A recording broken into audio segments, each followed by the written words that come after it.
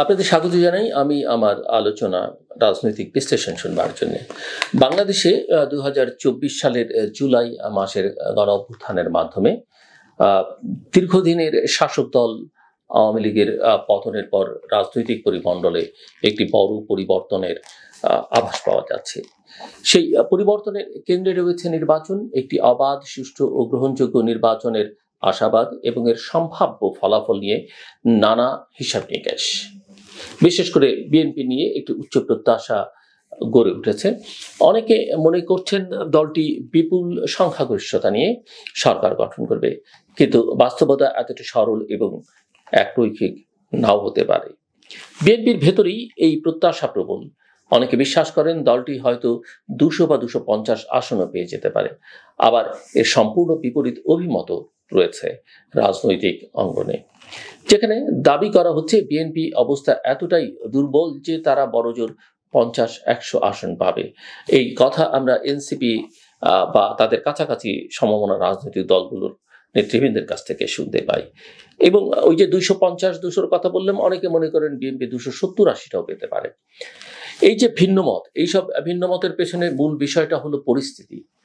এক পক্ষ মনে করে রাজনৈতিক পরিস্থিতি এখন কি বিএনপির অনুকূলে, অন্য পক্ষের মতে পরিস্থিতি বিএনপির জন্য মোটেও সহায়ক নয়। বিএনপির বর্তমান বাস্তবতা পর্যালোচনা করলে দেখা যায় দীর্ঘ ১৭ বছরের ক্ষমতার বাইরে থাকা এবং বারবার দমন পীড়নের শিকার হওয়ার কারণে দলটি সাংগঠনিকভাবে দুর্বল এবং আর্থিকভাবে ক্ষতিগ্রস্ত। ফলে অনেক নেতাকর্মী ক্ষমতার সম্ভাবনায় লোভী হয়ে পড়ছেন এবং দলে অভ্যন্তরীণ বিশৃঙ্খলা তৈরি হয়েছে। বিরোধী দলের অবস্থানের থেকেও যে ধরনের দখলবাজি, চাঁদাবাজি এবং খুনোখুনি সামনে আসছে তা জনমানসে নেতিবাচক প্রতিক্রিয়া তৈরি করছে। এই অবস্থায় যদি দলটি সরকার গঠন করে তাহলে পরিস্থিতি আরো খারাপ হবে বলে অনেকে আশঙ্কা করছেন বা জনমনে এই আশঙ্কা দেখা যাচ্ছে। তবে একে এককভাবে বিএনপির জনপ্রিয়তা হ্রাসের প্রমাণ হিসেবে বিবেচনা করাও ঠিক হবে না। গত এক যুগে আওয়ামী লীগ যে হারে নির্বাচনের ব্যবস্থা ধ্বংস করেছে তাতে তাদের প্রতি মানুষের আস্থা ভেঙে পড়েছে বলেই ধরে নেওয়া যায় এবং সেই আস্থা একেবারেই শূন্যের কোঠায়। সেই আস্থার ভাঙনের বিপরীতে বিএনপি যে প্রতিশ্রুতি দিচ্ছে সেটি অনেকের কাছে আশার আলো হয়ে উঠতে পারে, কিন্তু প্রশ্ন হলো সেটা কতটা গভীর এবং নির্বাচনী ফলাফলে কতটা প্রতিফলিত হবে। সাম্প্রতিক ইতিহাস বলছে যে বাংলাদেশের সংসদে নির্বাচনে ভোটের শতকরা হার আর আসন সংখ্যার মধ্যে বড় ধরনের অমিল থাকতে পারে।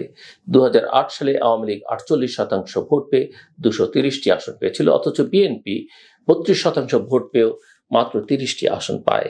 ফলে ভোটের শতকরা হিসাব দিয়ে ভবিষ্যৎবাণী করা বিপজ্জনক, বিশেষ করে যখন নির্বাচন কখন হবে এবং কি ধরনের পরিবেশে হবে তা এখনো অনিশ্চিত। এই অনিশ্চয়তার মধ্যেই আরেকটি নিরাপত্তাগত সংকট তৈরি হয়েছে বাংলাদেশ মিয়ানমার সীমান্তে রোহিঙ্গা সংকটকে কেন্দ্র করে। আন্তর্জাতিক সংস্থাগুলোর রিপোর্টে উঠে এসছে আরাকান আর্মির উত্থান ও রাখাইনে মিয়ানমার সেনাবাহিনীর পতনের পর পরিস্থিতি পুরোপুরি পাল্টে গেছে। রাখাইন এখন কার্যত একটি সশস্ত্র গোষ্ঠীর নিয়ন্ত্রণে এবং সেখানে রোহিঙ্গাদের বসবাস, নিরাপত্তা ও প্রত্যাবাসনের প্রশ্ন নতুন করে জটিল হয়ে উঠেছে। রাখাইনের ক্ষমতার এই পালাবদলে রোহিঙ্গা শরণার্থী শিবিরগুলোতেও উদ্বেগ ও হতাশা বাড়ছে। ত্রাণ সেবার ঘাটতি, নিরাপত্তাহীনতা এবং ভবিষ্যৎ অনিশ্চয়তা রোহিঙ্গাদেরকে সশস্ত্র গোষ্ঠীর সদস্য হতে উৎসাহিত করছে। একাধিক রোহিঙ্গা সশস্ত্র সংগঠন আবার সক্রিয় হয়ে উঠেছে এবং তারা সীমান্তের দুই পাশে সংঘাতে লিপ্ত। বিশেষ করে আরসা এবং আরএসওর মতো গোষ্ঠী বাংলাদেশি ক্যাম্পে নিজেদের দখল বজায় রাখতে ভিন্ন ভিন্ন পন্থা নিচ্ছে। এমন পরিস্থিতিতে বাংলাদেশের ভূমিকা নিয়ে আন্তর্জাতিক মহলে প্রশ্ন উঠেছে।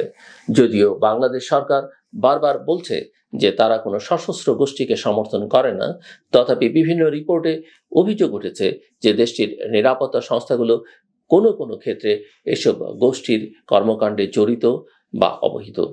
এই অভিযোগের সত্যতা না থাকলেও বাস্তবতা হলো শরণার্থী শিবিরে যে ধরনের সংঘাত, নিয়ন্ত্রণ ও অস্ত্রের প্রচলন দেখা যাচ্ছে তা দীর্ঘমেয়াদে দেশের নিরাপত্তার জন্য হুমকি হয়ে উঠতে পারে। এই সংকটকে আরো জটিল করে তুলেছে ভারতের সাম্প্রতিক অপারেশন পুশব্যাক। কোনো পূর্ব ঘোষণা ছাড়াই রোহিঙ্গা ও কথিত বাংলাদেশি নাগরিকদের সীমান্ত দিয়ে জোর করে ঠেলে দেওয়ার প্রক্রিয়াটি মানবাধিকার লঙ্ঘনের উৎকৃষ্ট উদাহরণ। ভারতের অভ্যন্তরীণ রাজনৈতিক অভিবাসী ইস্যু ব্যবহৃত হচ্ছে নির্বাচনী হাতিয়ার হিসেবে, যার ফলে বাংলাদেশের সঙ্গে দ্বিপাক্ষিক সম্পর্কে চাপ বাড়ছে।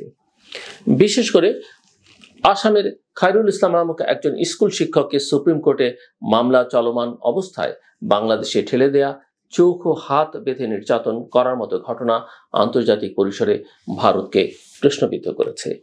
এই ঘটনার প্রতিবাদে বাংলাদেশ কেবল আনুষ্ঠানিক বিবৃতি দেয়নি, বরং ডিজিটাল আর্কাইভ ও নথিপত্র সংরক্ষণের মাধ্যমে আন্তর্জাতিক ফোরামে এই বিষয়গুলো তোলার প্রস্তুতি নিচ্ছে।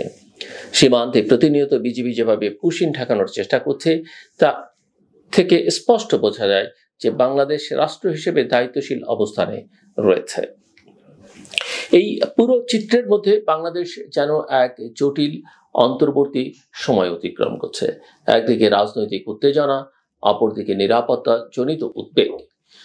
একটি দমন পীড়নহীন রাজনৈতিক নির্বাচনের পথ তৈরির চেয়ে বড় দায়িত্ব আর কিছুই নেই এই মুহূর্তে। একই সঙ্গে রোহিঙ্গা সংকটে আন্তর্জাতিক সহযোগিতা বাড়িয়ে বাংলাদেশকে মিয়ানমারের সঙ্গে কার্যকর কূটনৈতিক সমঝোতায় পৌঁছতে হবে। দ্বিপাক্ষিক সম্পর্কের ক্ষেত্রে ভারতকেও বোঝাতে হবে যে তারা আসলে কেমন প্রতিবেশী হতে চায়। পারস্পরিক শ্রদ্ধা, আইনের শাসন এবং মানবিক নীতির ভিত্তিতেই দক্ষিণ এশিয়ায় টেকসই শান্তি ও স্থিতিশীলতা গড়ে উঠতে পারে। শুধু শক্তি প্রয়োগ কিংবা সীমান্তে নিপীড়নের মধ্য দিয়ে সম্পর্কের ভিত্তি গড়া যায় না। ভবিষ্যতের দিক নির্ধারণ করবে এই সময়ের রাজনৈতিক নেতৃত্ব, কূটনৈতিক দায়িত্ববোধ এবং জনগণের ভোটাধিকার। আর সেখানেই বাংলাদেশের মূল পরীক্ষার সময়। শেষ করবার আগে যেটা বলি সেটা হচ্ছে নারীর সমানাধিকারের প্রশ্ন। নারীকে অধিকার দিন, ঘরে বাইরে রাষ্ট্রের সর্বত্র। এবং সেই অধিকার যদি তার নিশ্চিত না করা যায়, তাকে যদি তার প্রয়োজনীয় প্রাপ্য পর্যাপ্ত সম্মান না দেওয়া যায়, তাহলে যত আমরা কথা বলি না কেন, যত কথাই বলি না কেন, রাজনৈতিক অর্থনৈতিকভাবে বাংলাদেশ কোনোদিন সম্মানের জায়গায় দাঁড়াতে পারবে না। এবং নারীর প্রতি সম্মান শুধু দেশের ভেতরে, দেশের প্রশ্নই নয়, যেখানে আপনি দেখবেন সেখানেই তার অধিকারের প্রতি, তার সম্মানের প্রতি আপনি সচেতন থাকবেন। এটাই আমাদের সকলের প্রত্যাশা এবং এটি হওয়া উচিত। আমার কথা শুনবার জন্য আপনাদের অসংখ্য ধন্যবাদ। আপনাদের সবার জন্য শুভকামনা।